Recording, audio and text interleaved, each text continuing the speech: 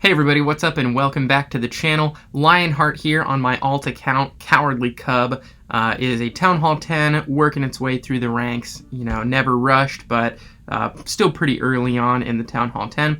But that's not why I'm making a video today. I'm making a video to go through just a couple replays of the new attack Zap Lalo. Since the update hit, the meta really hasn't changed a ton. Hybrid and Yeti Smash, I think, are still two of the strongest attacks out there. And so if you really enjoy Hybrid, really enjoy Yeti Smash, they're a little bit more difficult with the added defenses, the extra Spring Trap, extra levels that have gone up. But really, the meta hasn't changed far and wide other than the addition of Zap Lalo. So I'm going to show you two replays, first by Mr. Mac from Max Attacks, planning on putting out an in-depth Zap Lalo guide, I think, in the next week or so. But this is a decent example. We're still learning how Zap Lalo works, the best way to do it, but typically speaking, this is about the army that we bring. We bring 7 Zaps in 1 Quake every time, because that's as much as it takes to take out the clan castle. You don't have a ton of room for extra spells in a Zap Lalo because you're taking so many Zap spells, so you don't want to have to take a poison as well. And so that means taking 7 Zaps in 1 Quake will take out the clan castle, and you won't have to worry about bringing a poison for whatever the clan castle is. Usually that's a big deal for Lalo attacks, but if you take out the clan castle, obviously it won't be. The other priorities after that are typically going to be the Archer Queen and the Town Hall. Both of those can be pretty significant when you're planning out your Lalo. Scatters and air defenses are minor priorities after that. But usually you'll take in your Zaps, your 1 Quake, and you'll take out the clan castle and whatever buildings you can reach around it. We'll see what Mac chooses to do in this attack in just a moment. But then you have to sui your heroes in to get some kind of value. Typically, if you can take out the Archer Queen, that's how you want to use your heroes. And that way, your Lalo can just go through the base, anchored onto air defenses, anchoring onto the other defenses, path around, and they won't have any sort of enemy troop, enemy hero that will be tearing them down. So we'll see what Mac chooses to do in this replay. It is a triple, if I recall correctly. It's a pretty close triple, so we might see you know, what you could do a little bit more strongly. He does have a super troop. He's bringing 1 super wall breaker, but he drops all of the Zaps immediately on top of the Queen, and it actually takes out the Archer Queen, and he uses that Quake, takes out the clan castle, and so then you can sui your heroes in from almost anywhere. You do want to make kind of a shape for the base, and so it looks like he's suiing his heroes in from the 6 o'clock side here, and this is going to carve out an open spot in the base right around here where he can then have his Lalo path either from the 3 o'clock or the 9 o'clock side all the way through in a beautiful C shape. And that's really what you're looking for in any attack that uses troops that target defenses, whether it's a hybrid, hogs, or Lalo. You want kind of a crescent shape to take them all in. He's a little bit late in that Ice Golem, but it's going to do a good job tanking up for the Queen, and then drops all of his balloons here on this 3 o'clock side so that they'll path through the scatter shot, this air defense, and we'll see if they split between the Town Hall or they go up towards the north side.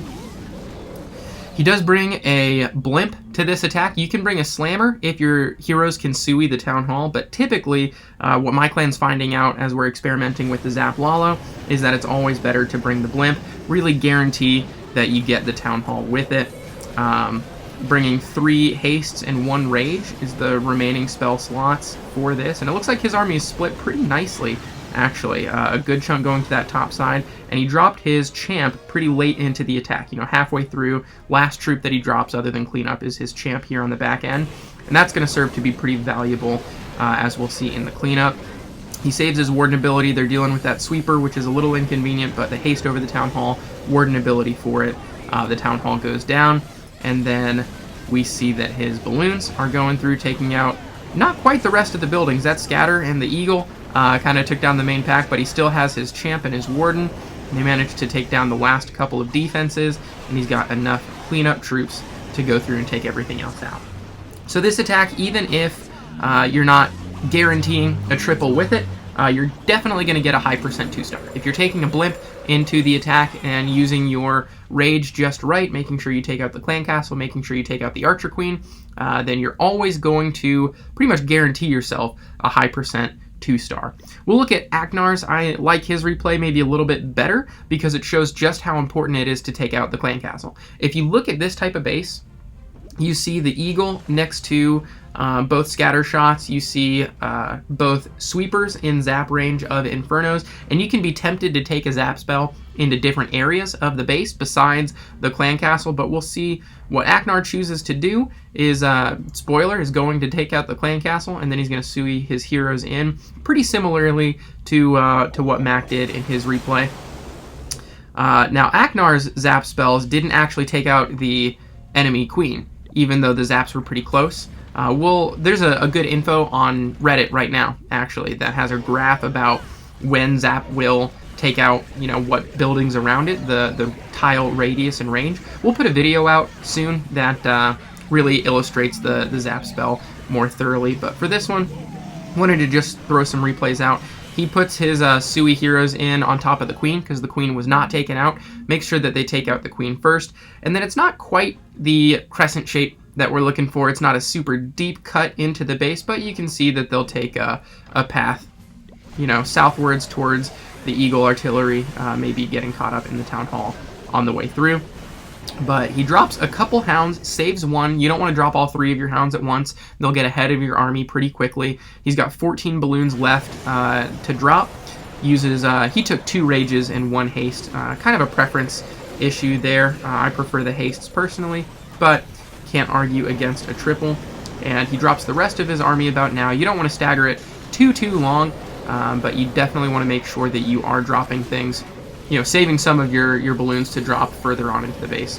Because he uses the blimp, has a rage for the town hall, and the warden stays with his main army of balloons, he can use the warden ability, like we just saw, to keep everything alive through the main pack. And then we can speed up the replay just a little bit and see that it is smooth sailing from here. If it was a multi-inferno, maybe this replay would have gone a little bit differently, especially with 2 wizard towers and an air defense left on this backside too. But he still has his queen ability. She managed to follow the main army, avoid getting targeted by defenses throughout the whole attack, and so still has the queen ability. So even if it was a multi-inferno, perhaps he would have done just fine with the queen ability left in his back pocket there. And he brought that E-drag along as well to partially funnel, partially use some cleanup. But we can look and see this is the army composition that he brought. Was a little bit different than what Max was. He liked to bring that E-drag in with him.